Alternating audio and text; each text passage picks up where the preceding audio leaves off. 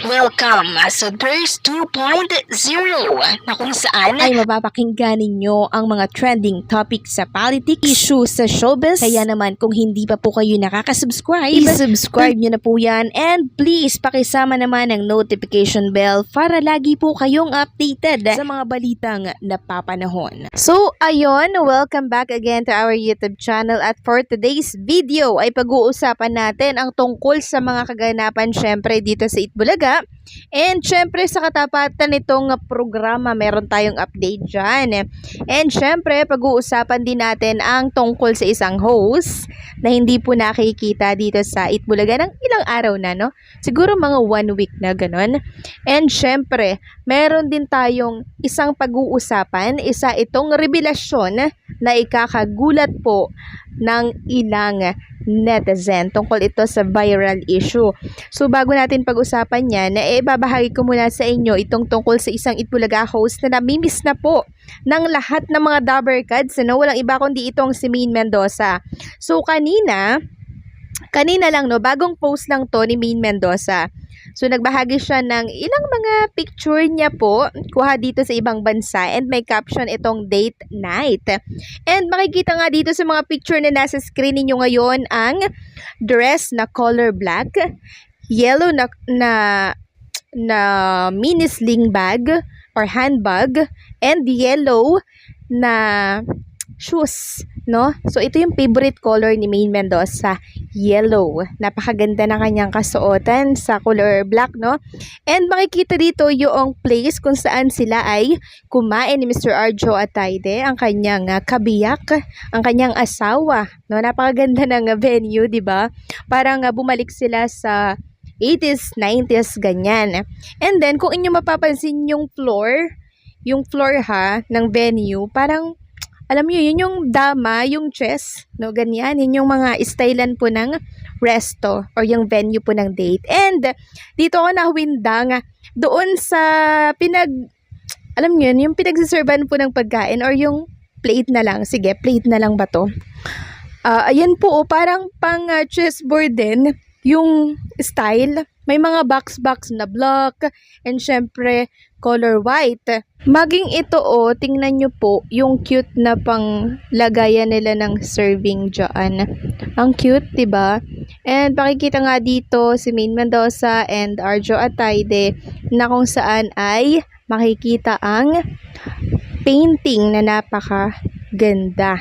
So, eto nga, may mga picture pa po sila dyan. And may video pa ha, yung ibinahagi ni Maine Mendoza sa mga picture na yun. May video na kasama.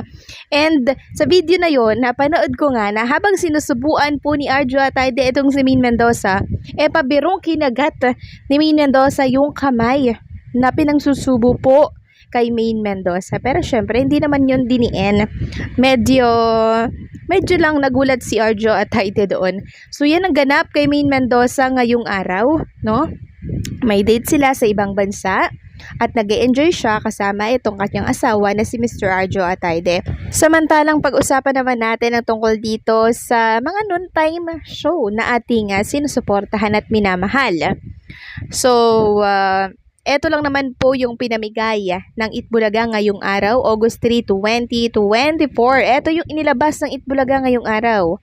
240,000. Grabe, ang laki, 'di ba?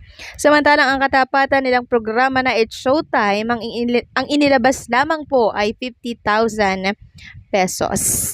So meron kayo diyang mababasa na yan lang kaya ng show tipid.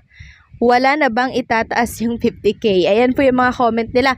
Pinabasa ko lang yung mga comment nila ha. Baka naman merong mag-react dito. So ito ay ibinabahagi ko lang para alam po ng mga Dabbercads natin kung magkano ba araw-araw yung inilalabas na papremyo ng Itbulaga.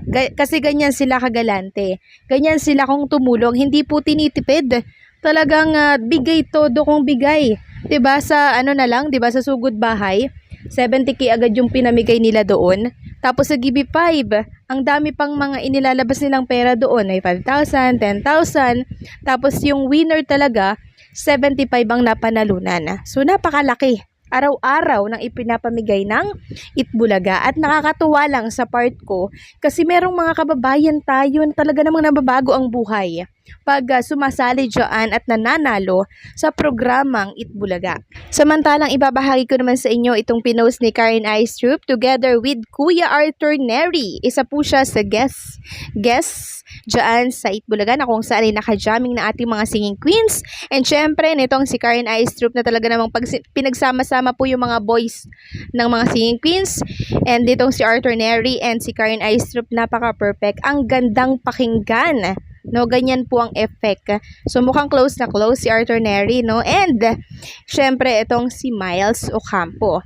Samantalang, eto na. Pumunta na po tayo sa ikakagimbal ng ating mga listener and viewers ngayong gabi. So, ito ay tungkol sa viral issue na talaga namang pinag-uusapan sa mundo po ng social media. Walang iba kundi po itong si Sandro Mulak. Ito pa lang si Sandro Mulak ay pinilit tumira daw ng illegal substance. Yaan ay mula po sa write-ups ng Abante. Sabi dito, may nasagap si OG Diaz na di umano'y pinilit si Sandro Mulak ng dalawang ng molestya sa kanya na itry ang illegal substance na nagresulta upang siya'y mahalusinate. Nung naimbita itong bata doon sa hotel, akala daw ng bata ay puro mga creatives ang ando doon. Pumunta yung bata, pagdating doon, si Richard at si Jojo lang ang nando doon at sila'y umiinom.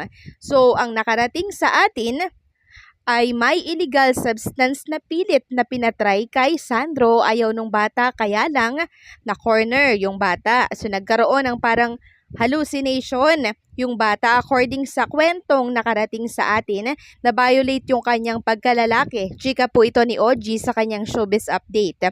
Dagdag pa niya, naaalala pa rin daw ni Sandro ang ginawa sa kanya hanggang sa ngayon. Ayon daw sa kwento ng kampo ng mga Mulak, kahit July 21 ito nangyari, ganoon pa rin daw ang tulog ni Sandro. Nakakadalawang oras lamang daw itong bata kung matulog or kung makatulog dahil nga laging bumabalik sa alaala niya yung nangyari na hindi niya kinaya. Tuwing maliligo daw itong si Sandro, lagi niyang naaalala yung nangyari at parang inuusal na lang daw nung bata sa sarili yung diring-diri ako sa ginawa sa akin. Ang dumi-dumi ng tingin ko sa sarili ko. Yun daw ang pakiramdam ng bata. Kwento pa ni OG. Nitong August 2, nagsampa na ng formal na reklamo sa National Bureau of Investigation si Sandro laban sa dalawang independent contractor ng GMA Network kung saan sinasamahan siya ng kanyang amang si Ningyo Mulak. So yun po ang revelasyon, pinilit tumira ng illegal substance. Grabe talaga ang ginawa dito kay Sandro Marcos. At ito pa ang nakakagimbal na revelasyon dyan. Ang attorney po nitong Tape Incorporated, 'di ba? Yun po pala, yung attorney na yun ang dumedepensa at kinuhang abogado nung dalawang umabuso po dito kay Sandro Marcos. Si Attorney Maggie Garduki po ang abogado nung dalawang tinuturo po ni Sandro Marcos na umabuso po sa kanya. At alam niyo po ba ang depensa ni Attorney Maggie dito? Taliwas daw yung kwento ni Sandro Marcos sa totoong nangyari. At ang nabalitaan ko po nabasa ko, tinanggal na di umano ng GMA Network yung dalawang independent contractor na yon sa kanilang posesyon na siyang dapat lang. Kulang pa po yan. Dapat pa nilang mapagbayaran ang ginawa nilang pang-aabuso.